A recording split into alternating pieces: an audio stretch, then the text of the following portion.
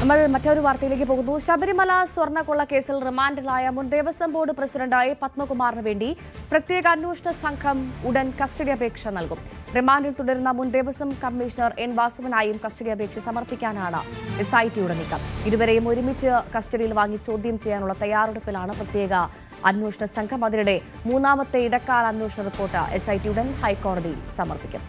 Dan Kurian നൽകും വാർത്തയുടെ പ്രധാനപ്പെട്ട വിവരങ്ങൾ. ഡാൻ, ആറാമനായാണ് പത്മകുമാറിന്റെ അറസ്റ്റ് ഇന്നലെ രേഖപ്പെടുത്തിയത്.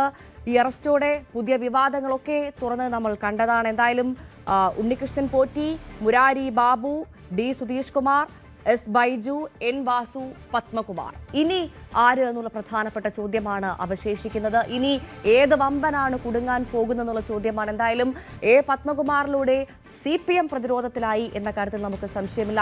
CPMന്റെ മുഴുനീള പ്രവർത്തകൻ തന്നെയാണ് ഇന്നലെ അറസ്റ്റിലായത്. അപ്പോൾ ഇനി ആര് കുടുങ്ങുമെന്നുള്ള വലിയ ചോദ്യം അവിടെ ബാക്കി നിൽക്കുന്നു. എന്തായാലും N വാസുവിനെയും പത്മകുമാറിനെയും ഒരുമിച്ചിരുത്തി ചോദ്യം ചെയ്യുമ്പോൾ ആര് അടുത്തത് കുടുങ്ങുമെന്നതാണ് അറിയേണ്ടത്.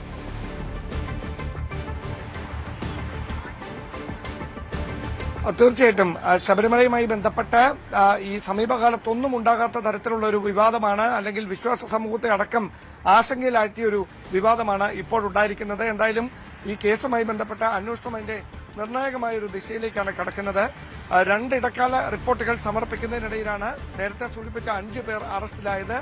മൂന്നാമത്തെ ഇടക്കാല റിപ്പോർട്ട് സമർപ്പിക്കാനിരിക്കുന്നതിനിടയിലാണ് 2019 ദേവസ്വം ബോർഡിന്റെ അധ്യക്ഷനായിരുന്ന പത്മകുമാറിനെ ഇന്നലെ അന്വേഷണ സംഘം വിശദമായ ചോദ്യം ചെയ്യലിന് ശേഷം അറസ്റ്റ് രേഖപ്പെടുത്തിയത്. കോടതിയിൽ ഹാജരാക്കിയ പത്മകുമാർ ഇപ്പോൾ റിമാൻഡിൽ കഴിയുകയാണ് തിരുവനന്തപുരം സ്പെഷ്യൽ സബ് ജയിലിൽ. അവിടെ നിന്ന് അദ്ദേഹത്തെ കസ്റ്റഡിയിൽ വാങ്ങുന്നതിന് വേണ്ടിയുള്ള അപേക്ഷയാണ് അന്വേഷണ സംഘം നടത്തുന്നത്. അതോടൊപ്പം കൊട്ടാരക്കര ജയിലിൽ കഴിയുന്ന N വാസുവിന് വേണ്ടിയും കസ്റ്റഡി അപേക്ഷ നൽകുമെന്നാണ് അറിയുന്നത്. അങ്ങനെ ഇവരെ ഒരുമിച്ചിരുത്തി ചോദ്യം ചെയ്യുന്നതിലൂടെ ഈ കേസുമായി ബന്ധപ്പെട്ട സുപ്രധാനമായ ചില വഴിത്തിരിവുകൾ ഉണ്ടാകുമെന്ന വിലയിരുത്തലാണ് അന്വേഷണ സംഘം. അതിനിടെ മുൻ ദേവസ്വം മന്ത്രി കടകംപള്ളി സുരേന്ദ്രൻ, അതായത് പത്മകുമാർ ദേവസ്വം ബോർഡ് പ്രസിഡന്റായിരുന്ന സമയത്ത് വകുപ്പ് മന്ത്രിയായിരുന്ന കടകംപള്ളി സുരേന്ദ്രനെതിരായ ചില പരാമർശങ്ങൾ, അഭ്യൂഹങ്ങളൊക്കെ ഇന്നലെ മുതൽ തന്നെ ഉയർന്നു കേൾക്കുന്നുണ്ടായിരുന്നു. പക്ഷേ ഇപ്പോൾ അന്വേഷണ സംഘം നമ്മളോടത് പൂർണ്ണമായി നിഷേധിക്കുകയാണ്. അങ്ങനെ പ്രചരിക്കുന്നത് കഥകൾ മാത്രമാണ് എന്നാണ് അന്വേഷണ ഉദ്യോഗസ്ഥൻ വ്യക്തമാക്കുന്നത്.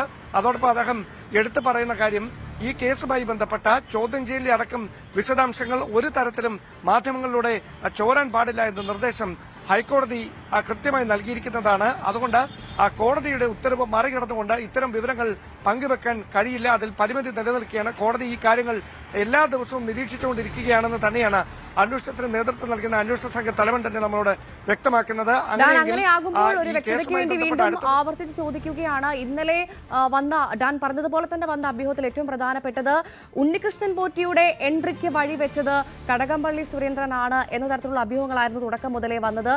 അതുമാത്രമല്ല, പത്മകുമാറിനെ ചോദ്യം ചെയ്തതിലൂടെ അദ്ദേഹം കടകംപള്ളി സുരേന്ദ്രൻ എന്ന പേരിലേക്ക് എത്തുന്ന തരത്തിലുള്ള മൊഴികൾ നൽകി എന്നുള്ള വിവരങ്ങളും എന്ന സൂചനകളും നമുക്ക് ലഭ്യമായിരുന്നു. അപ്പോൾ അതൊന്നുമില്ല, അദ്ദേഹത്തിലേക്ക് കടകംപള്ളി സുരേന്ദ്രനെ ചോദ്യം ചെയ്യേണ്ട ഒരു സാഹചര്യം നിലവിലില്ല എന്നാണോ അന്വേഷണ സംഘം വ്യക്തമാക്കുന്നത്?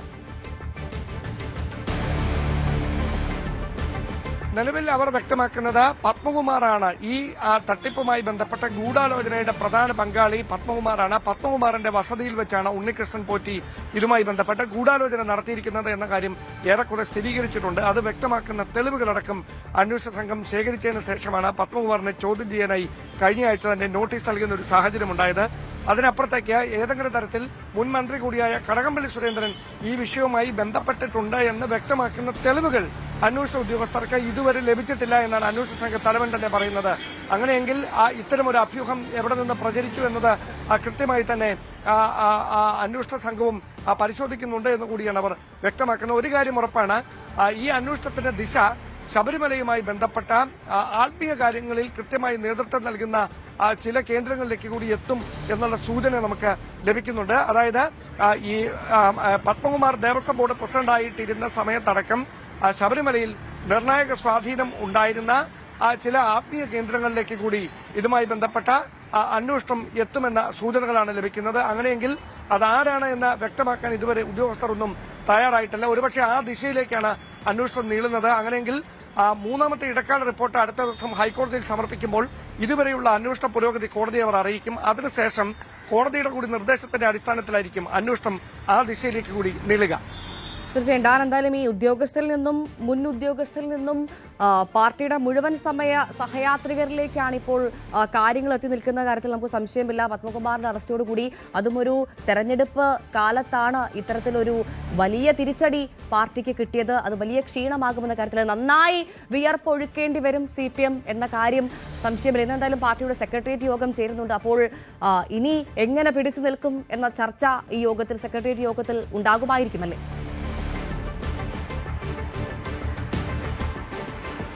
അതായത് ഇങ്ങനെ ഒരു അറസ്റ്റ് ഉണ്ടാകുമെന്ന്, പത്മകുമാറിനെതിരെ നടപടി ഉണ്ടാകുമെന്ന് ആഭ്യന്തര വകുപ്പിന്റെ തലവൻ കൂടിയായ മുഖ്യമന്ത്രി നേരത്തെ തന്നെ അറിഞ്ഞിരുന്നുവെന്ന് വേണം മനസ്സിലാക്കാൻ.